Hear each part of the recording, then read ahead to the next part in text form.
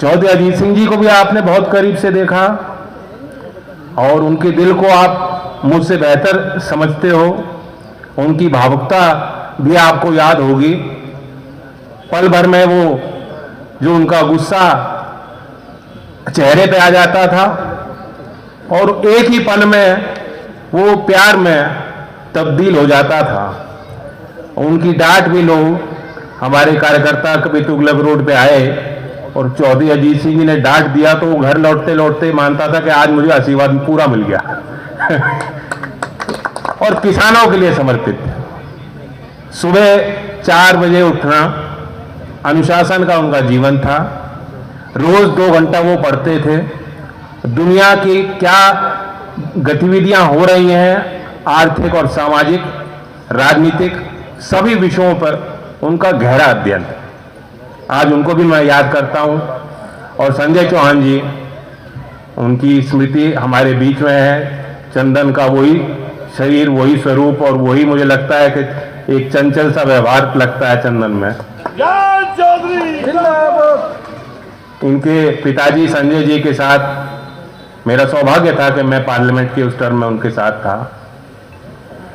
आजकल लोग बहुत लोभ और लालच के पीछे दौड़ते हैं। उन्होंने बहुत कुछ देखा लेकिन उनको वो चीज मोटिवेट नहीं करती। उनकी कोई जिद नहीं थी कि मैं चुनाव लड़ूंगा, मेरी टिकट मुझे मिल जाए, कहीं से भी मिल जाए, कैसे भी मिल जाए, चुनाव लड़ना ही है मुझे मंत्री बनना है, लाल गत्ती चाहिए मुझे। ऐसी कोई भी उनके अंदर इच्छाएं, ख्वाहिशें नहीं थी। सेवा भाव के अंदर उनके अंदर था। ईमानदारी उनकी थी। जो बोल देते थे वो करते थे। हल्की बात कभी मैंने उनके मुख से सुनी नहीं।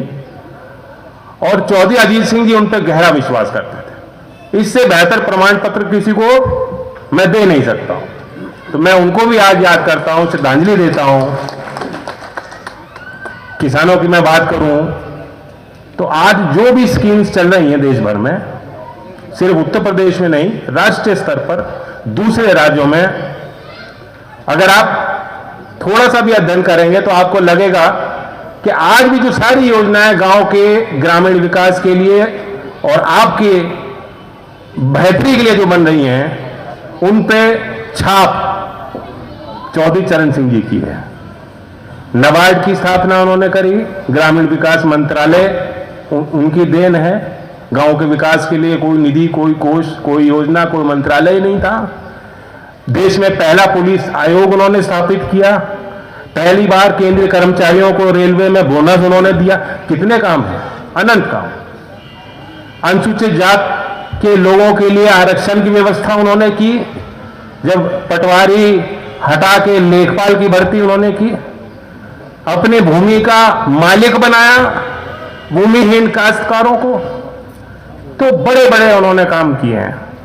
नरेगा जैसी योजना जो आज चल रही है, उसकी जड़ें भी चौधरी साहब के एक प्रयोग था जो उन्होंने लागू किया था।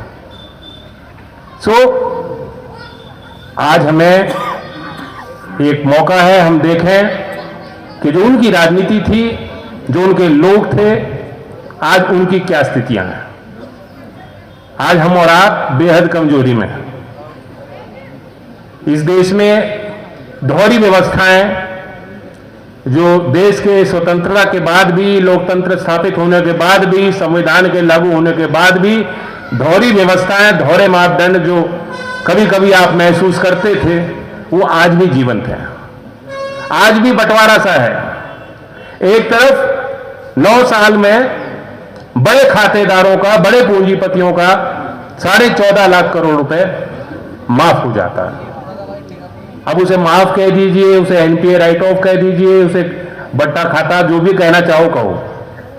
सच्चाई यह है कि वो वसूला नहीं जाएगा। सबको मालूम है कि उस पर क्लेम सरकार ने, बैंकों ने मिली भगत करके वो क्लेम विड्रॉ कर लिया। दूसरी तरफ जो खेती किसानी करते हैं, देश भर में नाबार्ड की एक रिपोर्ट है, उसके आंकड़े के 21 लाख करोड़ कर्जा आप पर बनता है। मजदूर का काम भी खत्म कर रहे हो, इतनी महंगी लागत लगा के, खर्च करके, और इससे बेहतर योजनाएं बहुत लाख बन सकती हैं। कृषि क्षेत्र में अनुसंधान की जरूरत है। मैं बहुत कड़वी बात लगेगी लेकिन सच्चाई है, मैं आपके खेत देखता आ रहा हूं और मैं मानता हूं कि 15 से 18% इस बार आपके गन्ने की फसल भी डाउन है। 238 फेल होता दिख रहा, 38 का जो बीज था जिसने इतनी रिकवरी दी, मिलों को फायदा पहुंचाया और किसान की पैदावार बढ़ाई, वो कुछ फेल सा होता दिख रहा है। बात सही है क्या? कहां है हमारी शोध की संस्थान? कृषि क्षेत्र में अनुसंधान अगर हम नहीं करेंगे, और कौन करेगा? प्राइवेट इंडस्ट्री नहीं करेगी, सरकार का दायित्व है। हजारों हमारे एग्री साइंटिस्ट हैं, देश भर में संस्थाएं हैं, एक के बाद एक उन संस्थाओं को कमजोर किया जा रहा है। उनके बोर्ड का गठन ही नहीं होता सरकार से, सही समय पे सही जिम्मेदारी भी वहां नहीं दी जाती। और हर बजट में आप देखेंगे दुनिया में जो विकसित देश भी है जहां बहुत कम किसान हैं, वो हमसे कई गुना कृषि अनुसंधान पे खर्च कर रहे हैं। यही 1250 करोड़ रुपए जो ड्रोन खरीदने में सरकार लगा देगी, अगर ये पैसा वहां लगता तो किसान को, जो आज एक संकट की घड़ी है, जलवायु परिवर्तन हो रहा है तेजी से, मौसम का कोई अनुमान नहीं लगा पाता, कहीं बाढ़ आ रही है, बेमौसम बरसात आ रही है, ओले पड़ रहे हैं जो पहले नहीं होता था, पानी सीमित है, कम संसाधनों को लगा के कैसे पैदावार बढ़ा सकता है किसान और कैसे किसान की आय बढ़ेगी, इसके लिए कोई योजना ये नहीं बना पाए। पीएम आशा, एक और योजना का उदाहरण देता हूं। पीएम आशा योजना, कोई फुल फॉर्म बता सकता है? आपने सुना है ये कोई योजना है? किसी ने नहीं सुना। केंद्र सरकार की योजना है, चौधरी चरण सिंह जी और चौधरी छोटू राम जी। आप उन दोनों को अपना मानते हो ना? चौधरी छोटू राम जी के स्मृति में 2018 में मोदी जी ने एक बड़ी मूर्ति की स्थापना करी उनके गांव में और ये योजना की शुरुआत की। क्या है? अन्नदाता आय संरक्षण अभियान। कितनी बढ़िया बात है। देश के प्रधानमंत्री कहते हैं कि बहुत हो गई बात एमएसपी की, लागत की, नहीं, हमें किसान की आय संरक्षित और सुरक्षित करनी है और सुनिश्चित करनी चाहिए आय। बहुत अच्छी बात है। क्या किया? योजना बनाई पीएम आशा। पहले साल में तो थोड़ा बजट था, इस साल 2023-24 का केंद्र सरकार ने बजट दिया, कितना पैसा दिया? 1 लाख रुपया।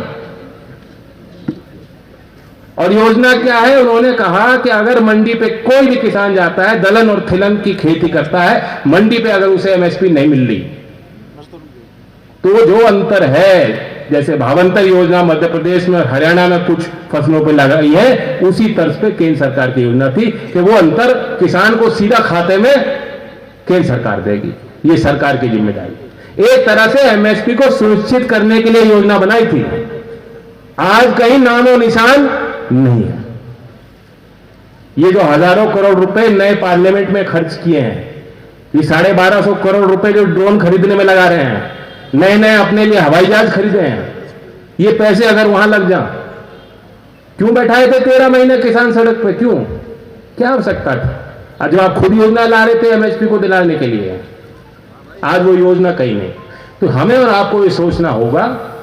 मैं कोई राजनीतिक हस्तक्षेप आज नहीं करना चाहता था, ये वो मंच नहीं है, लेकिन हमें और आपको अपनी राजनीति पे भी नजर रखनी चाहिए। अपने लोग कैसे मजबूत हों, हम लोग अपनी संख्या कैसे बनाएं, ये बड़ी चुनौती है। जो कुछ भी मुझे करना हो, मैं आपको बताऊंगा कि मैं आपके कहे में रहूंगा और मैं उनकी तस्वीर उस तरफ अपनी निगाह रखूंगा हमेशा। ये मेरा आपको वादा है। चंदन ने यहां के स्थानीय मुद्दे रखे और मुझे अच्छा लगा, ये जवाबदेही होती है। आज एक स्टाइल बन गया है, सपने सबको देखने चाहिए, क्योंकि जब कठिनाई होती है तो सपना आदमी जो देखता है वो फिर कठिनाई से निकल पाता है। दिन में भी सपने देखने चाहिए कभी कभी, लेकिन ये जो सरकार का सिस्टम और रवैया है, वो पुरानी बात को छोड़ करके नई बात लाते हैं।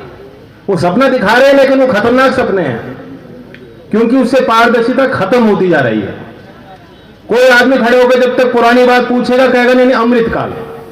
मुझे बता रहे थे 2013 के जियो के आधार पे जो बाढ़ आई, उस बाढ़ का मुआवजा का जियो 2013 में जारी हुआ, उसके बाद जारी नहीं हुआ। फिर बाढ़ का मुआवजा कहां मिल जाएगा, किस दर पे मिलेगा, कब तक मिलेगा? मोरना मिल 2021 में। सदन में अगर कोई आश्वासन होता है, बाध्यता है सरकार की, कोई मंत्री अगर खड़ा होकर कह देता है कि हां सरकार कंसीडर करेगी, सरकार सोचेगी, इतना भी बहुत होता है कि एक समिति होती है और पार्लियामेंट्री जो डेकोरम है, जो प्रोसीजर है, उसमें बाध्यता है कि सरकार को करना पड़ेगा। 2021 में सदन में कहा, और जब चुनाव हो रहा था यहां आके योगी जी ने कहा कि जो मिल है मोरने की, इसका विस्तारीकरण हम कराएंगे। सब उसी क्षेत्र से हैं, आपका गन्ना सब वहीं जाता है, सबका ज्यादातर मोरने पे। बताओ कहीं कोई कार्रवाई हो रही है उसमें? तो ये जवाबदेही है कि चंदन ने खुले तौर पे एक तरह से लेखा जोखा आपके बीच रखा। सदन में क्या चीज होती है, वे चीजें सार्वजनिक मंचों से होनी चाहिए। आप ऐसे ही नजर रखना, सुझाव देना, गलती करेगा नहीं, गलती करेगा तो मैं हूं, मुझे बता देना। मैं धन्यवाद देता हूं, बहुत बड़ा काम आपने किया प्रबंधन समिति को इस